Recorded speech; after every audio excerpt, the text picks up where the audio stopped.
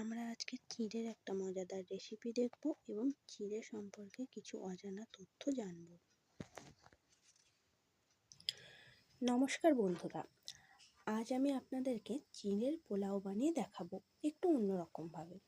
তার আগে আপনাদেরকে জানিয়ে রাখি, এই চিঁড়ের প্রচলন কিন্তু হাজার হাজার বছর ধরে হয়ে আসছে। মনে করা হয় প্রাচীনকালে চালকে বেশি দিন সংরক্ষণ করার জন্য তা চিঁড়ে রূপে সংরক্ষণ করা হতো। আর শ্রীকৃষ্ণের ছোটবেলার সখা সুদামা ভগবান যে শ্রীকৃষ্ণের জন্য এক মুঠো চিঁড়ে এনেছিলেন তা তো আমাদের সবারই জানা। তো চলুন শুরু করা যাক। প্রথমে কড়াইতে তেল দিলাম। তেল গরম হলে নুন আর হলুদ মাখানো আলু এবং ফুলকপি দিয়ে দিলাম।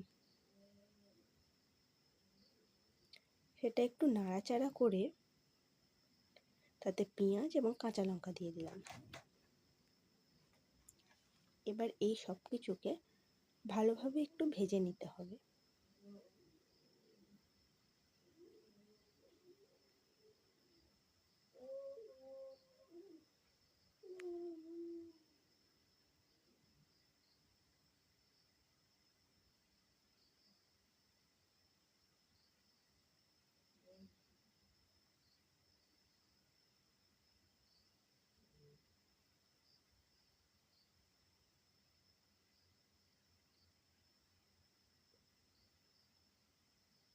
ভাজা হয়ে এসছে, এবার আমি নামিয়ে নেব। এবার ওই কড়াইতে আর একটু তেল দিয়ে দিলাম। দিলাম অল্প সামান্য নুন এবং দুটো ডিম ফাটিয়ে দিয়ে দিলাম।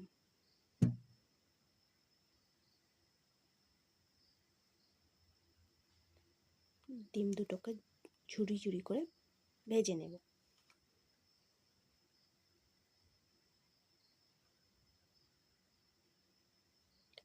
খুব বেশি লাল করে ভাজবো না।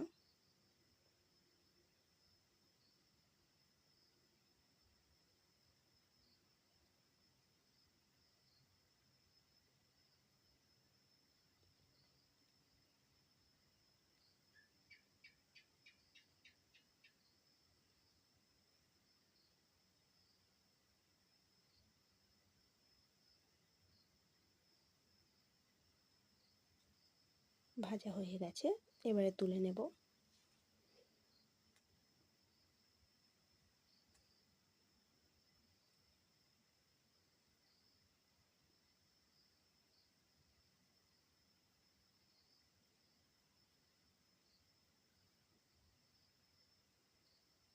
কড়াইতে আরেকটু তেল দিয়ে দিলাম। এবার দিলাম গোটা জিরে,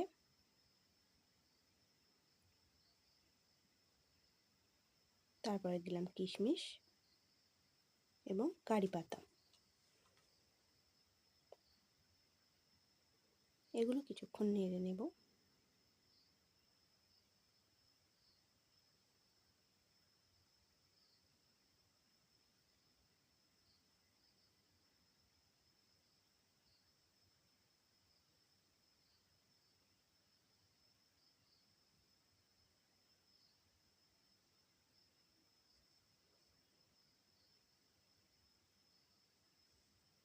কিছুক্ষণ নেড়ে চেড়ে নেওয়ার পরে দিয়ে দিলাম ক্যাপসিকাম আর অল্প একটু কাঁচা লঙ্কা।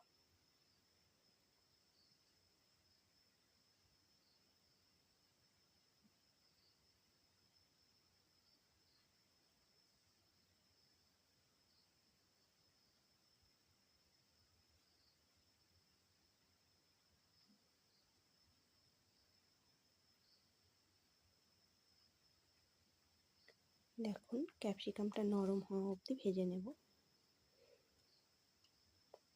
ক্যাপসিকামটা নরম হয়ে এসছে।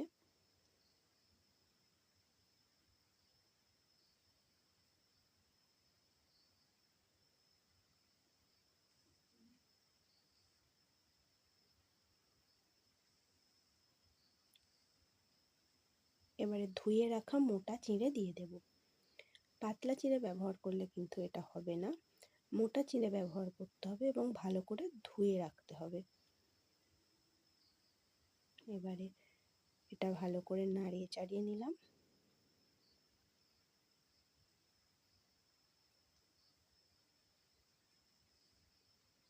কিছুটা নুন এবং স্বাদ মতো চিনি দিয়ে দিলাম।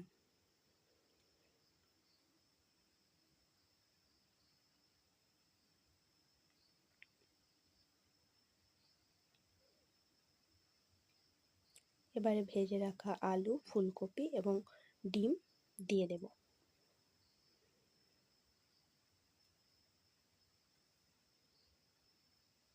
এবার ভালো করে মিশিয়ে নিতে হবে।